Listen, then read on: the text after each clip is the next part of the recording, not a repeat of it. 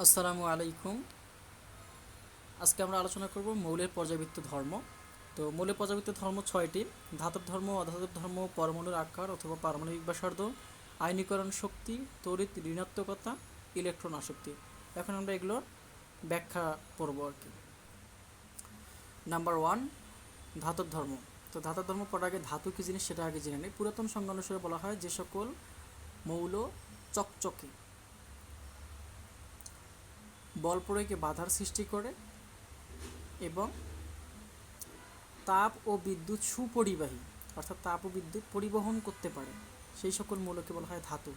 আর আধুনিক সংজ্ঞা অনুসারে আমরা যেটা পড়ব যে যে সকল মৌল এক বা একাধিক ইলেকট্রন ত্যাগ করতে পারে, ত্যাগ করা মানে কি দান করা, ত্যাগ করতে পারে, দান করতে পারে। আচ্ছা, দান করতেছে মানে দান কে করে? ধ্বনি করে। সো দান করে সেটা কী হবে? ধনাত্মক আয়নে পরিণত হয়, তাদেরকে ধাতু বলে। অর্থাৎ ইলেকট্রন যে যে মৌলগুলো ইলেকট্রন দান করতে পারবে তারা হচ্ছে ধাতু। তো তাহলে আমরা কি দেখতেছি? ধাতু, এই যে ধাতু যে ইলেকট্রন ত্যাগ করে, এই যে ত্যাগ করার ধর্মটা, এই ধর্মটাকে বলা হয় ধাতব ধর্ম। তো একটা ধাতু যদি এম নেই, মেটাল, আর সেখান থেকে একটা ইলেকট্রন সে ত্যাগ করে দিবে। দেখো আগে ছিল, মনে কর যে এম এম এ ইলেকট্রন ছিল করে সামথিং, একটা ইলেকট্রন দান করবে, সেটা আমরা এখানে দেখালাম। যদি সোডিয়ামের তুলনা করো তাহলে সোডিয়াম যদি স্বাভাবিক অবস্থা থাকে তার ইলেকট্রন সংখ্যা কত? 11। তাহলে সোডিয়াম প্লাস যদি হয় তাহলে এখানে করা হয়ে গেছে 10টা ইলেকট্রন, প্লাস কি এখানে আরেকটা ইলেকট্রন, টোটাল হয়ে গেছে এখানে এখানে হলো 10, এখানে 1 ইকুয়াল 11 সংখ্যক ইলেকট্রন। ওকে। তো ধাতব ধর্মটা আসলে পর্যায়বৃত্ত কিভাবে হচ্ছে? বলা হয় কোনো পর্যায়ের বাম থেকে ডানে যদি অগ্রসর হওয়া যায় তাহলে ধাতব ধর্ম আস্তে আস্তে হ্রাস পায়। কীভাবে বলা হলো? যে কোনো পর্যায়ে বাম থেকে ডান দিকে যদি আমরা অগ্রসর হই তাহলে ধাতব ধর্ম আস্তে আস্তে হ্রাস পাবে। ওকে, এক্সাম্পল পরে দেখতেছি। এবার আসি অধাতব ধর্ম। তো অধাতব ধর্ম কিন্তু অধাতু কী জিনিস? বলা হচ্ছে যে যে সকল মৌল এক বা একাধিক ইলেকট্রন গ্রহণ করে কে? যে যে ঋণী হবে ইলেকট্রন গ্রহণ করলে তাহলে হচ্ছে ইলেকট্রন গ্রহণ করার পর সেটা হচ্ছে ঋণাত্মক আয়নে পরিণত হয়, তাদেরকে বলা হয় অধাতু। তো অধাতুর ক্ষেত্রে বলা হচ্ছে যে পর্যায় সারণীর কোনো পর্যায়ে বাম থেকে ডানে গেলে কি হয়? অধাতব ধর্ম বৃদ্ধি পায়। একটা যদি এক্সাম্পল দেখো, আমরা বলতেছি যে ক্লোরিনের পারমাণবিক সংখ্যা হচ্ছে কত? এখানে হচ্ছে 70। সে যদি একটা ইলেকট্রন সে কী করে গ্রহণ করে, যে প্লাস করে দিল, মানে গ্রহণ করলো, সেটা কী হয়ে যাবে? ক্লোরিন। এখন কী হয়ে যাবে? ক্লোরিন 70 একটা ছিল, একটা নেওয়ার পর সে কি ক্লোরিন মাইনাস, তার মানে এটার ইলেকট্রন সংখ্যা কত এখন? 18। ঠিক আছে। অর্থাৎ অধাতুগুলো কী করে? ইলেকট্রন গ্রহণ করে। বলা হচ্ছে পর্যায় সারণীর কোনো পর্যায়ে বাম থেকে ডানে অগ্রসর হলে অধাতব ধর্ম আস্তে আস্তে বৃদ্ধি পায়। এরপরে যে মৌলের পরমাণু যত সহজে ইলেকট্রন গ্রহণ করতে পারে সেই মৌলের অধাতব ধর্ম তত বেশি। ইলেকট্রন গ্রহণ করা মানে কি? অধাতব ধর্ম।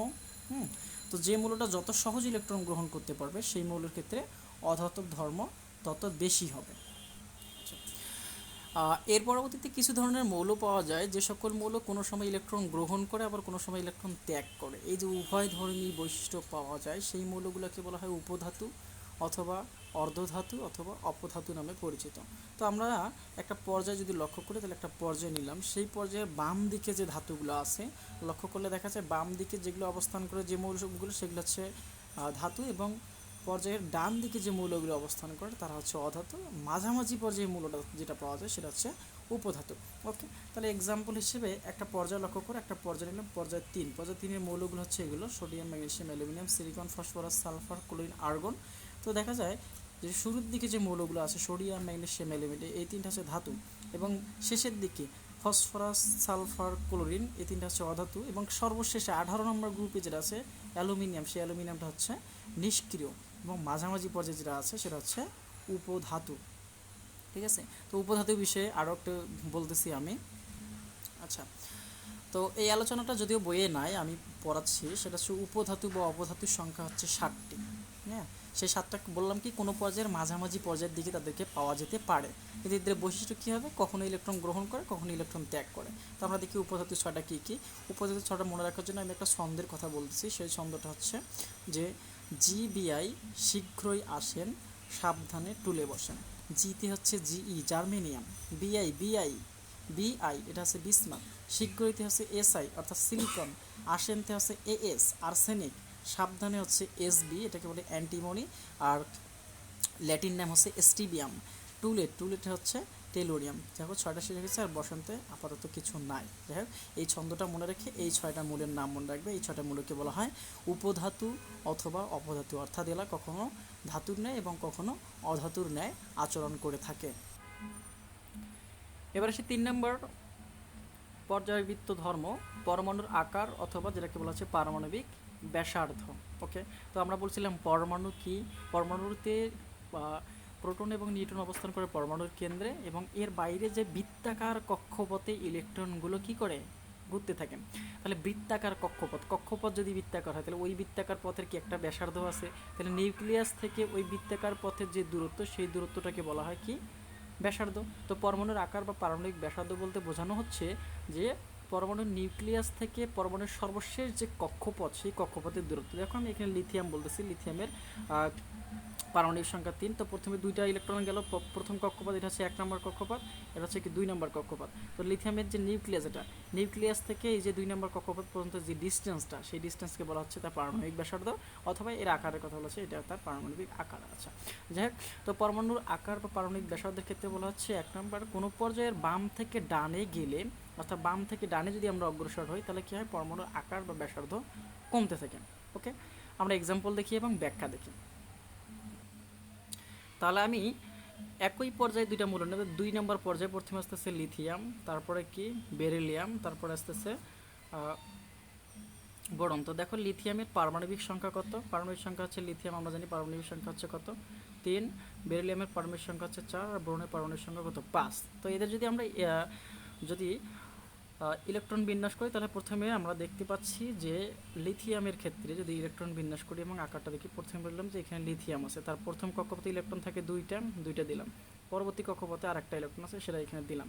দেন বেরিলিয়ামের ক্ষেত্রে যদি লক্ষ্য করি, সেটার ক্ষেত্রেও আসতেছে যে বেরিলিয়াম প্রথম কক্ষপথে ইলেকট্রন হচ্ছে 2টা, দ্বিতীয় কক্ষপথে ইলেকট্রন কয়টা এর, আবারও 2টা, 4টা শেষ। বোরনের ক্ষেত্রে এটা যদি বোরন হয়, প্রথম কক্ষপথে ইলেকট্রন আসতেছে কয়টা, 2টা, পরবর্তী কক্ষপথে ইলেকট্রন আসতেছে কয়টা, 3টা। দেখো আমরা বলছি একই পর্যায়ে যদি হয়, তার মানে কি এন এর মানগুলো কি একই হবে। এন এর মানে এখানে কত, লিথিয়ামেরও 2, বেরিলিয়ামের ক্ষেত্রেও 2, বোরনের ক্ষেত্রেও 2। তাহলে আমরা যদি লক্ষ্য করি, তাহলে দেখো যে আমি যেভাবে চিত্রটা অঙ্কন করছি, এই চিত্র কিন্তু হয়নি, এই চিত্র হচ্ছে ভুল হয়েছে।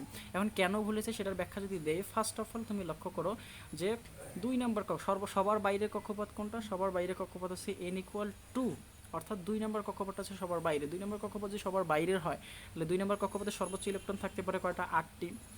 এখানে 2 নম্বর কক্ষপথে সর্বোচ্চ ইলেকট্রন থাকতে পারে 8টি। তাহলে প্রথমে লিথিয়ামের ক্ষেত্রে আছে 1টা, বোরনের ক্ষেত্রে আছে 2টা, এবং বেরিলিয়ামের ক্ষেত্রে আছে 2টা, বোরনের ক্ষেত্রে আছে 3টা ইলেকট্রন।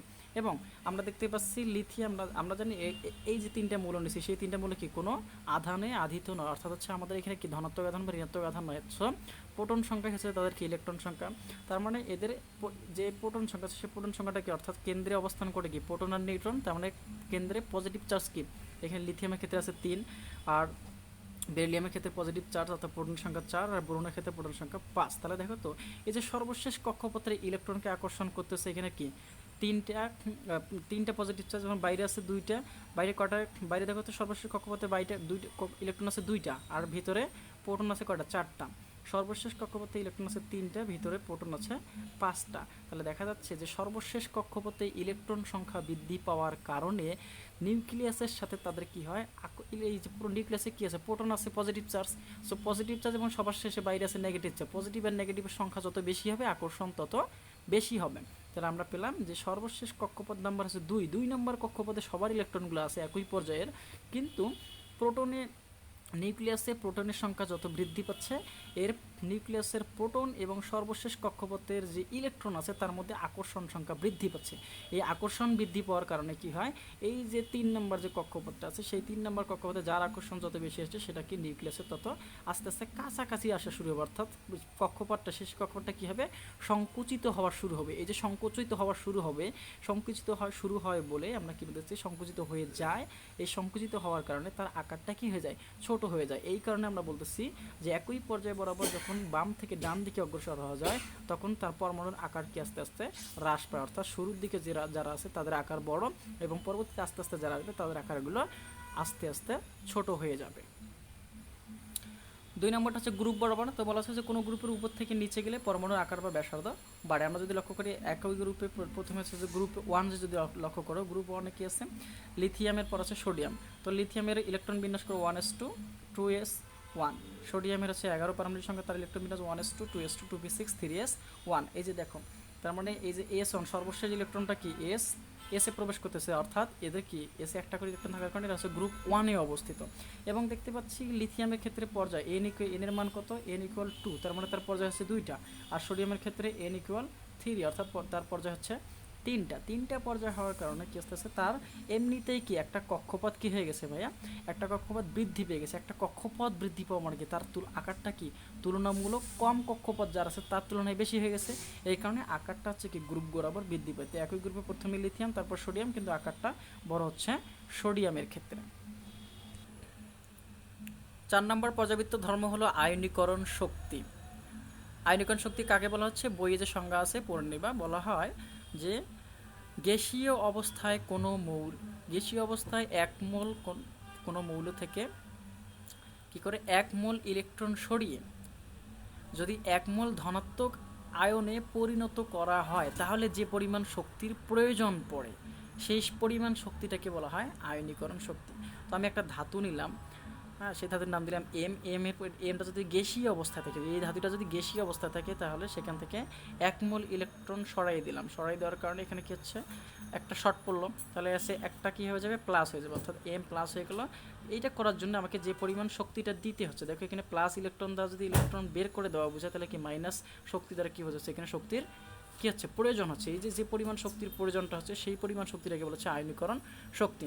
তো এক্ষেত্রে বলা হয় যে কোনো পর্যায়ে বাম থেকে ডানে অগ্রসর হলে আয়নীকরণ শক্তি বৃদ্ধি পায়, এবং কোনো গ্রুপের উপর থেকে নিচে গেলে আয়নীকরণ শক্তি কমে। তো এটা আমরা ব্যাখ্যা একটু পড়ি যদি, তাহলে এক্সাম্পল 1-এ যদি একটা লক্ষ্য করো, যে আমি এক্সাম্পল 1 যেটা দেখতেছি সেটা হচ্ছে, ধরো আমি নিলাম তোমার পর্যায় 3 যদি লক্ষ্য করো, পর্যায়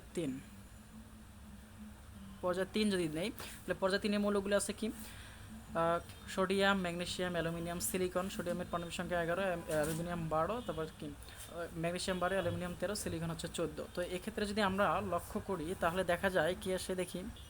তো দেখো সোডিয়াম, ম্যাগনেসিয়াম, অ্যালুমিনিয়াম তার একই পর্যায়ের মৌল, তার মানে কি তাদের সর্বশেষ কক্ষপথে এন এর মান কত, n=কত 3, তাহলে আমরা দেখতেছি সোডিয়ামের সর্বশেষ কক্ষপথে ইলেকট্রন থেকে একটা, ম্যাগনেসিয়ামের থেকে 2টা, অ্যালুমিনিয়ামের থেকে 3টে। এই জন্য যখন আমরা আকৃতি পড়তেছি, আকৃতির সময় আকৃতি সবচেয়ে ছোট কার, সবচেয়ে ছোট হচ্ছে, সবচেয়ে বড় হচ্ছে সোডিয়াম, তারপরে ম্যাগনেসিয়াম, তারপরে কি অ্যালুমিনিয়াম। কারণ আমরা পড়ছি পর্যায় বরাবর বাম থেকে ডানে গেলে কি আকৃতি কি হয়, কমে যায়, আকার কমে যায়। তাহলে এখন দেখি আয়নীকরণ বিভাগের ক্ষেত্রে দেখি কি আসে। আয়নীকরণ শক্তি মানে কি, একটা ইলেকট্রন কী করে দেবো ভাইয়া, বের করে দেবো। আমরা একটা ইলেকট্রন সরাই নেব। যদি সরাই নিতে হয় তাহলে কি করতে হয় দেখি, একটা ইলেকট্রন যদি আমি সরাই নিই, তাহলে ফার্স্ট অফ অল এখানে দেখো অ্যালুমিনিয়ামের ক্ষেত্রে কি নিউক্লিয়াসের সাথে তার সর্বশেষ কক্ষপথের ইলেকট্রনের কি আকর্ষণ বেশি, তার থেকে কম হচ্ছে কি ম্যাগনেসিয়ামের আকর্ষণ কম, তার থেকে সবচেয়ে কম হচ্ছে কি সোডিয়ামের আকর্ষণ কম। তাহলে যার আকর্ষণ কম আছে সেখান থেকে যদি ইলেকট্রন বের করে নিলে কি সেখানে কম পরিমাণ শক্তি কি হবে, দিতে হবে, অর্থাৎ খুব সহজে সেখান থেকে একটা ইলেকট্রন সরে নেওয়া যাবে, কারণ কি সেখানে আকর্ষণ কম আছে, সম্পর্ক ভালো না। ওকে, তাহলে আমরা দেখতেছি এখানে একটা ইলেকট্রন থাকার কারণে সেটাকে সহজেই বের করে নেওয়া যায়, কিন্তু অ্যালুমিনিয়ামের ক্ষেত্রে 3টা ইলেকট্রন থাকার কারণে সেখান থেকে কি সহজে ইলেকট্রন বের করে নেওয়া যায় না। এই কারণে হচ্ছে পর্যায় বরাবর সহজে যার বের করে নেওয়া যায় না, সেখানে কি বেশি পরিমাণ শক্তি দিতে হবে কি, আমরা তো বলছি যে পরিমাণ শক্তি দিতে হয় সেই পরিমাণ শক্তিটাকে বলা হয় আয়নীকরণ শক্তি, অর্থাৎ এখানে আয়নীকরণ শক্তির পরিমাণটা বেশি। তাহলে আয়নীকরণ শক্তির পরিমাণটা হবে কি, যে আমি যদি আবার লিখি সোডিয়াম, ম্যাগনেসিয়াম, অ্যালুমিনিয়াম, তাহলে আয়নীকরণ শক্তি হচ্ছে অ্যালুমিনিয়ামের বেশি, তারপরে ম্যাগনেসিয়াম, তারপর হচ্ছে সোডিয়াম, অর্থাৎ সবচেয়ে বেশি হচ্ছে অ্যালুমিনিয়াম। তাহলে আমরা কি দেখতে পেলাম, পর্যায় সারণীর বাম থেকে কোনো পর্যায়ের বাম থেকে ডানে যদি যাই তাহলে কি হচ্ছে, আয়নীকরণ শক্তির পরিমাণটা বৃদ্ধি হচ্ছে। এবার যদি আমরা একই গ্রুপের মূল্য লক্ষ্য করি, তো একই গ্রুপের প্রথম যে গ্রুপ আছে সেই গ্রুপে 2টা মূল্য নিলাম, সোডিয়াম এবং ম্যাগনেসিয়াম, লিথিয়াম এবং সোডিয়াম। লিথিয়ামের পারমাণবিক সংখ্যা হচ্ছে 3, ইলেকট্রন বিন্যাস কি সবশেষে হচ্ছে 1s2, তারপরে কি ভাইয়া 2s1, তারপরে সোডিয়ামের হচ্ছে পারমাণবিক সংখ্যা 11, তাহলে তার ইলেকট্রন বিন্যাস হচ্ছে 1s2 2s2 2p6 3s1। One, এই যে সবশেষে S1 থাকার কারণে তার কি হচ্ছে গ্রুপগুলো কি হচ্ছে 1 নম্বর গ্রুপ হচ্ছে, ভালো কথা। তাহলে দেখতে পাচ্ছি যে সোডিয়ামের ক্ষেত্রে সর্বোচ্চ বাইরে যে কক্ষপথ সেটা হচ্ছে 3 নম্বর, আর লিথিয়ামের ক্ষেত্রে বাইরের কক্ষপথ হচ্ছে 2 নম্বর। দেখো 2 নম্বর কক্ষপথে একটা ইলেকট্রন আছে, এখানে 3 নম্বর কক্ষপথে একটা ইলেকট্রন আছে। তাহলে দেখো তো নিউক্লিয়াসের সাথে শক্তি কার বেশি? নিউক্লিয়াসের সাথে শক্তি হচ্ছে কি, এই যে সোডিয়াম থেকে কক্ষপথ এটা কি 3 নাম্বার, মানে কি তুলনামূলক লিথিয়াম থেকে দূরে আছে। এই কারণে কি এই যে তার সর্বশেষ কক্ষপথে একটা ইলেকট্রন আছে, সেই একটা ইলেকট্রনের সাথে নিউক্লিয়াসের আকর্ষণ তুলনামূলক কম লিথিয়ামের থেকে, কারণ লিথিয়ামের সেটা হচ্ছে কি 2 নম্বর কক্ষপথ। এখন যেখান থেকে আকর্ষণ কম সেখান থেকে কি ইলেকট্রন সহজে কি করে দেওয়া যাবে, বের করে দেওয়া যাবে। সহজে যদি বের করে দেওয়া যায় তাহলে সেখানে কি কম পরিমাণ শক্তি দিতে হবে, আর কম পরিমাণ শক্তি যদি দিতে হয় তাহলে তার সেটা হবে আয়নীকরণ শক্তির পরিমাণ কম, অর্থাৎ গ্রুপ বরাবর। দেখো তো তাহলে লিথিয়াম এবং সোডিয়ামের থেকে খুব সহজেই ইলেকট্রন দিতে পারে কি সোডিয়াম দিতে পারে, এই জন্য সোডিয়ামের আয়নীকরণ শক্তি তুলনামূলকভাবে কম। তাহলে আমাদের লিথিয়ামের বেশি, অর্থাৎ গ্রুপ বরাবর আমরা কি পাচ্ছি আয়নীকরণ শক্তির পরিমাণ আস্তে আস্তে কমতে থাকে। এবার আসি আমরা 5 নম্বর বৈশিষ্ট্য, ইলেকট্রন আসক্তি।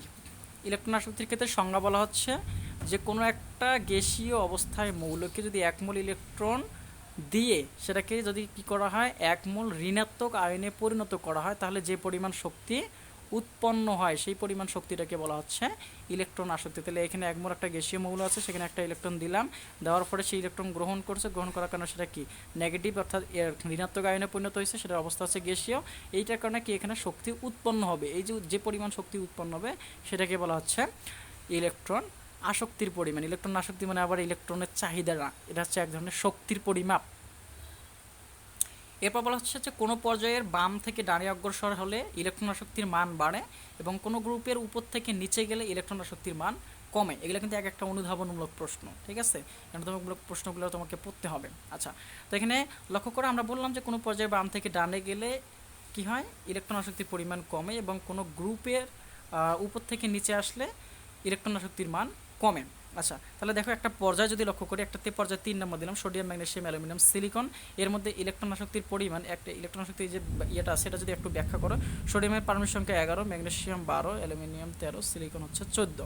এটা যদি পর্যায়ে 3, তার মানে কি সর্বশেষ কক্ষপথ কয় নম্বর হচ্ছে 3 নম্বর কক্ষপথ। তাহলে ইলেকট্রন বিন্যাস যদি আমরা দেখি 3 নম্বর কক্ষপথে সোডিয়ামের থাকতেছে একটা ইলেকট্রন, ম্যাগনেসিয়ামের 3 নম্বর কক্ষপথ এটাই ধরে নিলাম যে 3 নম্বর কক্ষপথ, বাইরে 2 দিলাম না, এর থাকতেছে কয়টা 2টা ইলেকট্রন। এখানে অ্যালুমিনিয়াম হচ্ছে কি 3টা ইলেকট্রন, ঠিক আছে। এই 3টার মধ্যে যদি তুলনা করি তাহলে দেখো তো সর্বশেষ কক্ষপথ আছে 3টা, সর্বশেষ কক্ষপথ কত নম্বর 3 নম্বর। 3 নম্বর কক্ষপথে সর্বোচ্চ ইলেকট্রন থাকতে পারে 8টা ইলেকট্রন। 8টা ইলেকট্রনের মধ্যে এখানে তো তোমাদের বইয়ে ব্যাখ্যা তেমনভাবে দেওয়া নাই, তো 8টা ইলেকট্রনের মধ্যে এখানে আছে 3টা, এখানে 2টা, এখানে হচ্ছে একটা। তো এখন নতুন করে আরেকটা ইলেকট্রন যদি যোগ করে দেওয়া হয় এদেরকে, তাহলে কে সহজে নিতে পারবে? মনে করো যে বাসায় যদি আত্মীয় আসে তোমাদের, ধরো 3টা রুম, 3টা একই রকম, এক রুমে থাকতে পারে 8 জন করে, তাহলে এক রুমে অলরেডি 3 জন আছে, এক রুমে 2 জন, আর এক রুমে হচ্ছে 1 জন। তাহলে নতুন করে আরেকজন আত্মীয় যদি সেখানে চলে আসে, তাকে কোন রুমে রাখতে বেশি কমফোর্ট ফিল করবে? অবশ্যই যে রুমে 1 জন আছে সেখানে রাখলে কোনো অসুবিধা হবে না, কারণ কি রুমগুলোতে একই রকম 8 জন থাকতে পারে, কিন্তু সেখানে 1 জন আছে, তার মানে আরেকজন আসলে কোনো সমস্যা নাই। কিন্তু যেখানে 3 জন আছে সেখানে যদি দাও তাহলে সেখানে কি কমফোর্ট কম ফিল করবে। তাহলে এটা গেলো আমাদের সাধারণ কথা, কিন্তু ইলেকট্রন বিন্যাসের ক্ষেত্রে আসলে কী ধরনের আসে সেটা যদি আমরা পড়ি তাহলে লক্ষ্য করো যে অ্যালুমিনিয়ামের 3টা ইলেকট্রন এখানে আছে, ইলেকট্রন মেঘের পরিমাণ বেশি, সো তাকে যদি ইলেকট্রন দেওয়া হয় সে ইলেকট্রন নিতে চাইবে না। তো ইলেকট্রন যদি নিতে না চায় তার তবু আমরা তাকে যদি ইলেকট্রন দেই, তার মানে কি তার সাথে জোর জবস্তি করতে হবে। জোর জবস্তি করে আমরা কি সংঘর্ষ ঘটবে, সংঘর্ষ যেখানে হয় সেখানে কি তাপ উৎপন্ন হয়, আর তাপ যদি উৎপন্ন হয় ওই উৎপন্ন তাপটা এক ধরনের শক্তি। সো বেশি পরিমাণ সংঘর্ষ যেখানে বেশি হবে, অর্থাৎ অ্যালুমিনিয়ামের ক্ষেত্রে 3টা ইলেকট্রন আছে, একটা ইলেকট্রন দিলে এখানে বেশি পরিমাণ সংঘর্ষ করতে হবে, ম্যাগনেসিয়ামের ক্ষেত্রে কম পরিমাণ, সোডিয়ামের ক্ষেত্রে কি আরও কম পরিমাণ। তাহলে যেখানে সংঘর্ষ বেশি সেখানে তাপ বেশি, আর তাপ যদি বেশি পরিমাণ উৎপন্ন হয়, আমরা তো বলছি যে পরিমাণ শক্তি উৎপন্ন হচ্ছে সেই পরিমাণ শক্তিকে কী বলেছে ইলেকট্রন আসক্তি বলা হচ্ছে। তাহলে এখানে বেশি পরিমাণ শক্তি উৎপন্ন হয়, তার মানে ইলেকট্রন আসক্তির পরিমাণটা হচ্ছে বেশি। তাহলে আমরা কী পেলাম, কোনো পর্যায়ে বাম থেকে ডানে অগ্রসর হলে কি হয় ইলেকট্রন আসক্তির পরিমাণ বৃদ্ধি পায়। কিন্তু গ্রুপের ক্ষেত্রে আর বলতেছি না, বুঝে নিবা যে গ্রুপে যদি উপর থেকে নিচে দেখে আসে, গ্রুপ 2 নাম্বার নিলাম বেরিলিয়াম, ম্যাগনেসিয়াম, ক্যালসিয়াম, তাহলে গ্রুপের উপর থেকে নিচে দেখে কী হচ্ছে তোমার ইলেকট্রন আসক্তির পরিমাণ কমে যাচ্ছে। আচ্ছা, এবার লাস্ট পর্যায়বৃত্ত ধর্ম যেটা সেটা হচ্ছে তড়িৎ ঋণাত্মকতা। এর সংজ্ঞাটা অনেক ইম্পর্টেন্ট পড়তে হবে। বলা হচ্ছে যে 2টা মৌল যদি পরস্পর সমযোজী বন্ধনে আবদ্ধ হয় তাহলে ওই যে সমযোজী বন্ধন কাকে বলে সেটা আবার আমরা জানি না। হ্যাঁ, এবং মোল একটু আগে মোল মোল ব্যবহার করলাম শব্দটাও জানি, এটা ষষ্ঠ চ্যাপ্টারে গিয়ে পড়বো। আর সমযোজী বন্ধন কথাটা পঞ্চম চ্যাপ্টারে গিয়ে পড়বো, আপাতত মেনে নাও। তো বলা হচ্ছে সমযোজী বন্ধন কাকে বলা হচ্ছে, যে দুইটা পরমাণু পরস্পর সম্পর্ক রাসায়নিক বন্ধন গঠন করে, সেই বন্ধন গঠন করার সময় যদি তারা দুইজনে ইলেকট্রন শেয়ার করে, অর্থাৎ দুইজনে যদি পার্টনারশিপ দেয়, তাহলে বলা হচ্ছে ওই বন্ধনের সমযোজী বন্ধন। এখন দুইজনে পার্টনারশিপ দিলে এখন এটার মধ্যে কি একজন কি করবে, স্বার্থপর থাকবে, অর্থাৎ তাদের যে শেয়ারকৃত ইলেকট্রনগুলো ছিল বা সেই শেয়ারকৃত ইলেকট্রনকে কী করবে, একজন নিজের দিকে বেশি পরিমাণ টেনে নেবে। তারা নিজের দিকে যদি টেনে না, তারা নিজে ইলেকট্রন গ্রহণ করা মানে কি ঋণাত্মক, আর সে তো টেনে নিচ্ছে এখন নেয় নেই, তার মানে কি এটাকে বলতেছি আমরা ঋণাত্মকতা, অর্থাৎ নিজের দিকে টেনে নেওয়ার যে ক্ষমতা। তার মানে যে যত বেশি পরিমাণ নিজের দিকে টেনে নেবে সেই পরিমাণটাকে বলা হচ্ছে তার তৈরিণাত্মকতা তত বেশি। তাহলে তৈরিণাত্মকতা কী পেলাম, কোনো সমযোজী বন্ধনে অংশগ্রহণকৃত পরমাণুগুলোর মধ্যে পরমাণুগুলো কী থাকছে, শেয়ারকৃত ইলেকট্রন নিজের দিকে বেশি পরিমাণ টেনে নেওয়ার যে আগ্রহ, সেই আগ্রহটাকে বলতেছি তড়িৎ ঋণাত্মকতা। সংজ্ঞাটা বই থেকে পড়ে নেবে, সুন্দরভাবে আছে। বলা আছে যে কোনো পর্যায়ে বাম থেকে ডানে গেলে তড়িৎ ঋণাত্মকতা বাড়ে, এর ব্যাখ্যা আপাতত দেওয়া নাই, এইভাবে যেটা আছে সেটা বরবাদ। আর বলা আছে কোনো গ্রুপের উপর থেকে নিচে গেলে তড়িৎ ঋণাত্মকতা হচ্ছে কমে। তো তোমাদের বইয়ে কিন্তু এইভাবে বলা নেই, বলে দেওয়া আছে কি পরমাণুর আকার যদি কমে। আর একটু যদি আমরা লক্ষ্য করি তাহলে দেখা যায় যে আয়নীকরণ শক্তির কথা বলা হচ্ছে। আয়নীকরণ শক্তি দেখো তো, এখানে বলা আছে যে আকার পর্যায় তিনে পর্যায় বরাবর যদি বাম থেকে ডানা যায় তাহলে কি তার কি পরমাণুর আকার কি থাকে, কমতে থাকে। তো বলা হচ্ছে দেখো তো পরমাণুর আকার কমছে, কিন্তু আয়নীকরণ শক্তি কী হয়েছে দেখো তো, আয়নীকরণ শক্তি কি দেখো বৃদ্ধি পাইছে। ঠিক আছে, তাহলে আমরা তোমাদের বই যে ব্যাখ্যাটা আছে সেটা হচ্ছে যে যার পরমাণুর আকার যত ছোট, পরমাণুর আকার যত ছোট, পরমাণুর আকার ছোট মানে কি নিউক্লিয়াসের সাথে সর্বশেষ কক্ষপথে ইলেকট্রনের আকর্ষণ বেশি। ঠিক আছে, আকর্ষণ বেশি, পরমাণুর আকার ছোট, আর আকর্ষণ যদি বেশি হয় সেখান থেকে ইলেকট্রন বের করতে বেশি পরিমাণ শক্তি দিতে হবে, তার মানে তার ইলেকট্রন আসক্তির এর আয়নীকরণ বিভবের মান হচ্ছে বেশি। ঠিক আছে, তাহলে আকার ছোট হইলে আকর্ষণ বেশি, আর আকর্ষণ বেশি মানে হইলো সেখান থেকে ইলেকট্রন বের করতে বেশি পরিমাণ শক্তি প্রয়োজন হবে, আর বেশি পরিমাণ শক্তি প্রয়োজন হওয়া মানে তার আয়নীকরণ শক্তির পরিমাণ বেশি। তো বইয়ে কিন্তু আমি এভাবে যেভাবে লিখছি যে বাম থেকে ডানে গেলে আয়নীকরণ শক্তি বাড়ে, এইভাবে বলে দেওয়া না। এখানে বলা আছে যে আকার যদি কমে তাহলে কি আয়নীকরণ শক্তি বাড়ে, অপোজিটটা শুধু বলা আছে।